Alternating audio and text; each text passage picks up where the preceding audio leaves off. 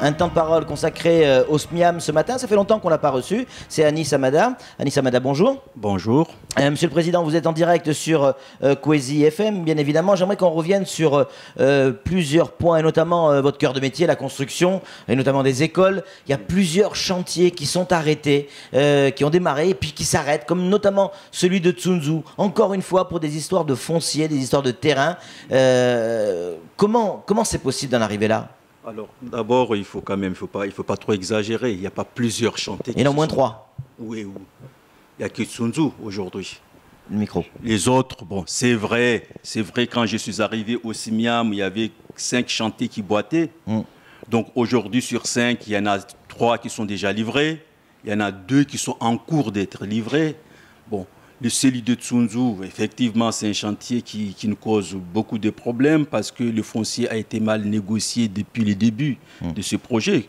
Pour votre rappel, c'est un dossier qui date quand même de 2006. Oui. Donc, c'est à mon arrivée au SMIAM, j'ai voulu réactiver au coûte que coûte ce dossier parce que dans la commune de Mamoudzou, la pression en termes de rotation, c'est là où nous avons plus de pression démographique. Donc, je crus être convaincu, comprendre que lors de la fermeture du mois de mars dernier, suite à des négociations que nous avons menées auprès des présumés propriétaires de ce terrain, je crus comprendre que l'accord a été retrouvé.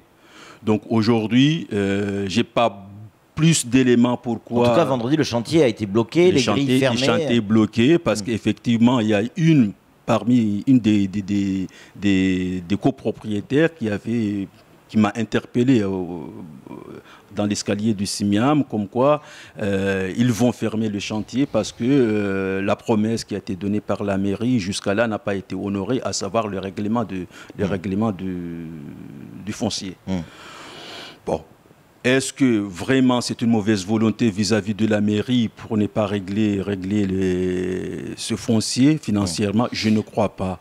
Président, on en est où au niveau du SMIAM sur les constructions, sur les projets? Et puis aussi un mot sur ces écoles qui sont fermées par les parents d'élèves. Quand même, il faut comprendre, quand même, je suis arrivé à la tête du SMIAM, c'était le mois de mai 2011. Oui. Et durant toute l'année 2011, il a fallu se battre pour convaincre que nous avons des projets et que nous sommes capables de mener ces projets à terme. Je peux vous dire qu'à la date d'aujourd'hui, nous avons déjà 2 grues en vue, de gros chantiers. Malheureusement, comme vous dites, 3 même, 3, parce qu'il y a Doujani, Mgombani, Tsunzu et Tsararano. On parle de la construction d'écoles, on est bien d'accord. Construction des écoles, il n'y a pas autre chose. Il y a qui construisent des écoles. En ce moment, il y a 3 autres chantiers qui se préparent. Quand même, pour vous dire, ce ne sont pas de petits chantiers, mais ce sont des chantiers qui comptent pas moins de 20 salles de classe. Oui. Donc, pour vous dire qu'à la date d'aujourd'hui, il y a plus de 150 salles de classe qui sont déjà sur le marché. Donc, on ne peut pas dire qu'en 7 mois, depuis le mois de février, suite à la réunion présidée par le préfet Thomas de Gosse, que le feu vert a été donné au SMIAM, on ne peut pas dire qu'aujourd'hui, que le SMIAM est en retard. Parce que depuis, je peux vous dire, à la date d'aujourd'hui, il y a plus de 150 salles de classe qui sont déjà mises. Et les finances, elles suivent pour les constructions? Les finances, jusqu'ici, ça va. Et j'ai bon espoir que pour l'année 2013, parce que nous avons 6 chantiers qui se préparent pour être mis en route au mois de mars prochain. C'est-à-dire on attend juste le passage de la saison de pluie pour avoir l'autorisation de tracer.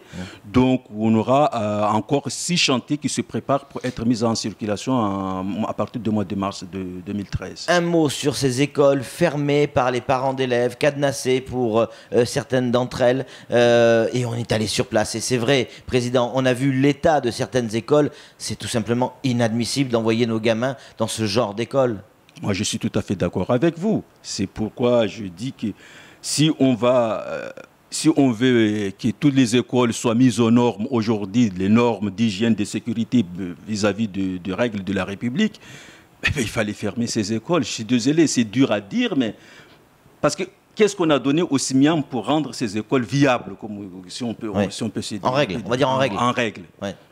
Donc, ce n'est pas avec les petites interventions que nous faisons à droite et gauche tous les ans qu'on peut rendre ces écoles viables. Parce que ces écoles-là, dès leur conception avant, on n'a pas tenu compte de toutes les règles d'aménagement, les règles de sécurité qui s'imposent.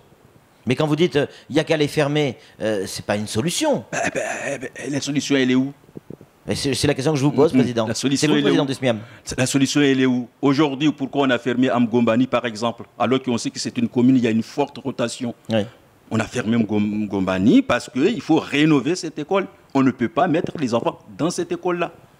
Donc, le jour où on aura un peu plus de fonds, ça c'est l'objectif que je me fixe, enfin, la vision que je fixe pour l'année à venir, c'est dire carrément au maire, c'est pas la peine d'intervenir pour faire, je sais pas, réparer les tuyaux, c'est pas réparer l'électricité. Il faut carrément, on ferme l'école. Quand on a les moyens, on ferme l'école, on fait un petit sacrifice. Mais qu'est-ce qu'on fait des gamins? On les met dans d'autres écoles, on augmente la rotation. Mais non plus, tu peux pas mettre.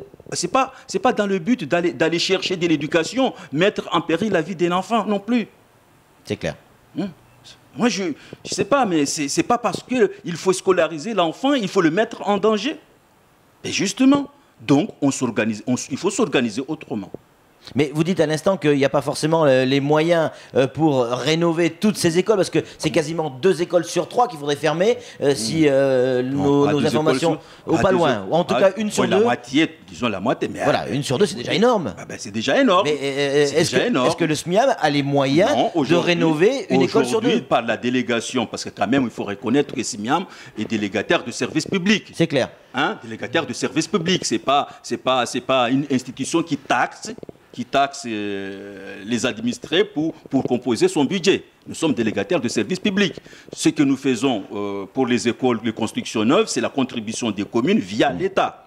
Ce que nous faisons au niveau des équipements sportifs, c'est la contribution du Conseil général, c'est-à-dire pour équiper les communes. Mais les SMIAM n'a pas un budget qu'il prépare tous les ans. Mais c'est ça que je ne comprends pas. Vous dites qu'il n'y a qu'à fermer une école sur 2 et on n'a pas les moyens pour les réparer ou les rénover. Ça viendra. Oui, ça viendra. Mais si on ferme, c'est le jour-là qu'on prendra conscience. C'est ça, c'est provoqué, et puis voilà, derrière. D'accord. Ça viendra. Samuel Baucher, le rédacteur en chef de France Mayotte Matin, avez-vous une question à vous poser, Président? Oui, François Hollande, en visite à Mayotte en tant que candidat, avait dit à Rivaux, et dans son discours à tout le monde, il faudra construire 600 salles de classe, ce sera fait avant la fin de mon quinquennat. C'est une chose. Rivaux est à Paris en ce moment, il discute de l'indexation et aussi la construction des écoles. Le gouvernement lui a répondu, c'est le SMIAM qui est en charge de ce dossier-là et on va l'aider. Avez-vous eu des nouvelles par rapport aux dotations financières du gouvernement? Alors, les nouvelles pas. Par contre, l'invitation, oui. D'accord. Je suis invité, là, le rendez-vous est déjà pris, je suis invité, je suis attendu à Paris le 4 justement sur cette question. D'accord, donc pas plus d'informations pour l'instant là-dessus. Vous êtes optimiste? Je suis optimiste. Vous y croyez? J'y crois. Une question qui a un lien plus ou moins direct avec les écoles, mais je sais qu'elle vous tient à cœur. Notre petit doigt nous a dit que vous vous intéressez à la restauration scolaire, que effectivement la restauration scolaire, elle n'est pas pratiquée dans tous les établissements, en tout cas pas comme elle le devrait forcément, et que le SMIAM pourrait avoir son rôle à jouer. Ça veut dire quoi? D'abord, est-ce que notre information est juste? Et si oui, ça veut dire quoi? Alors, ça veut dire tout simplement parce que c'est un sujet quand même, j'ai l'impression qu'à travers toutes les communes de Mayotte, n'est pas appréhendé au même titre. C'est-à-dire, il y en a qui semblent plus sensibles et d'autres qui hésitent. Alors que... c'est une obligation. C'est une obligation. Ouais. C'est une obligation. Il doit y avoir une cantine et une restauration scolaire dans toutes les écoles. Bien sûr. Ouais. Et moi, pour moi, j'ai intitulé la restauration scolaire comme une clé de réussite de la jeunesse mahoraise. Parce qu'en privant les enfants des restaurations scolaires, on les prive, 1, le temps d'éducation, 2, leur hygiène alimentaire. Parce qu'il faut savoir que dans tous les départements d'outre-mer et nationaux, le temps scolaire d'un enfant, c'est minimum 8 demi-journées. À Mayotte, il est de 5. Et on s'étonne qu'à Mayotte, les résultats ne sont pas bons. Les résultats sont mauvais. Premièrement. Deuxièmement, c'est pas en allant à la cantine qu'on va avoir de meilleurs résultats en français. Mais si, justement. Ça veut dire quoi? Ça veut dire quoi? Il faut viser la cantine comme l'aboutissement de nos engagements. À partir de ce temps-là, ça veut dire qu'il faut que tous les enfants travaillent matin et après-midi. Oui, c'est-à-dire on arrive à construire suffisamment d'écoles à Mayotte pour que les enfants travaillent matin et après-midi. Ça, c'est premièrement. Deuxièmement, il est reconnu, le temps de midi à 14 heures, c'est reconnu dans notre métier comme le temps d'éducation au même titre que l'éducation à la sécurité routière comme l'éducation à la civilité. Donc les enfants mahorais, non seulement ils sont privés de 3 demi-journées par semaine en temps d'éducation, mais ils sont aussi privés de 2 heures de temps d'éducation tous les jours. Donc, on ne peut pas comparer les résultats des enfants de Mayotte par rapport à ailleurs. Ouais. Donc, pour moi, c'est la clé de la réussite. Oui, mais Président, excusez-moi, dans les constructions scolaires que vous envisagez, notamment les 6 chantiers, il n'y a pas de cantine scolaire, de restauration scolaire de prévu? Non, ce n'est pas forcément intégré dans chaque école. Ce qu'il faut prévoir, c'est ça, les chantiers en cours, c'est prévoir une salle polyvalente. Et ça, dans vos chantiers, vous l'avez prévu? On le prévoit, salle polyvalente. C'est-à-dire qu'un endroit où les enfants vont prendre le repas décemment. Ce qu'il faut mettre, parce que moi, dans ce projet, c'est demander à un bureau d'études, d'un connaisseur, d'établir un schéma directeur des restaurations scolaires à Mayotte.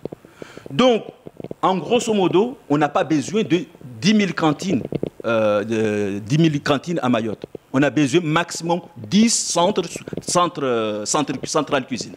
Ça veut dire quoi? Que dans les écoles, on ferait à manger ou on amène à manger de l'extérieur et on mange dans l'école, dans cette salle polyvalente? Voilà. C'est ça? C'est ça. L'idée, c'est ça. Et aujourd'hui, vous avez les moyens financiers de votre projet? Pour moi, la question ne se pose pas comme ça. Vous posez non. Mais la question ne se pose pas comme ça dans ma tête. Parce que moi jusqu'ici, à chaque fois, j'ai l'impression que nous, à Mayotte, nous les politiciens, on achète le projet. Alors que moi, dans ma démarche, je veux vendre un projet. Parce que moi, dans cette étude, il révèle quoi? Il révèle que chaque jour, à Mayotte, il faut nourrir 52 000 gamins. Je prends le secteur où il y en a moins. C'est le secteur sud, c'est-à-dire les 4 communes du sud, Bandélé, Chirongi, Bouéni, Kanekeli. Il y a 6 000 repas à distribuer par jour. Alors, je me pose la question. Si je suis en face d'un investisseur sensé, je lui dis, voilà, je vous donne 6 000 clients par jour pendant 170 jours par an. Est-ce que ça vous intéresse de venir investir dans ma commune? C'est-à-dire créer cette salle polyvalente ou centrale cuisine. Ou une centrale cuisine. Ouais. Est-ce que ça vous intéresse de venir investir dans ma commune? Parce que je vous garantis 6 000 clients par jour pendant 170 jours.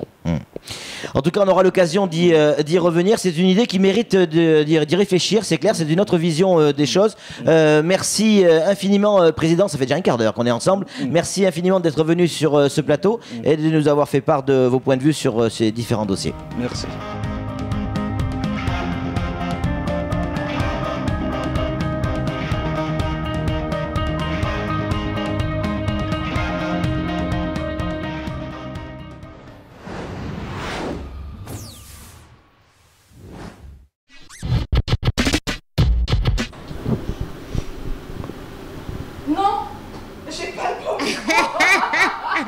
J'ai pas de micro, Yacine.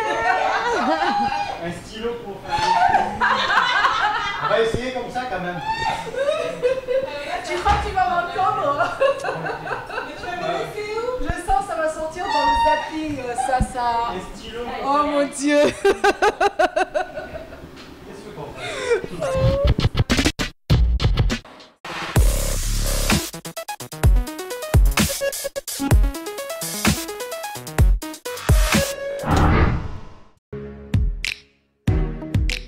Et je suis le président du CG et je fais ce qui me plaît.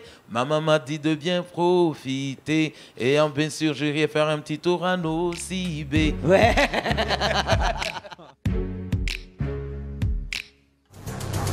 Vous êtes témoin d'un événement? Prenez une vidéo ou une photo et contactez-nous au 0269 600 385 ou par mail tv@kwesi.fr. Avec votre téléphone portable ou celui d'un ami, n'hésitez pas à nous faire parvenir vos photos ou vos vidéos. Contactez-nous au 0269 600 385 ou par mail tv@kwesi.fr. Sur Kwesi, votre info nous intéresse. Kwesi TV.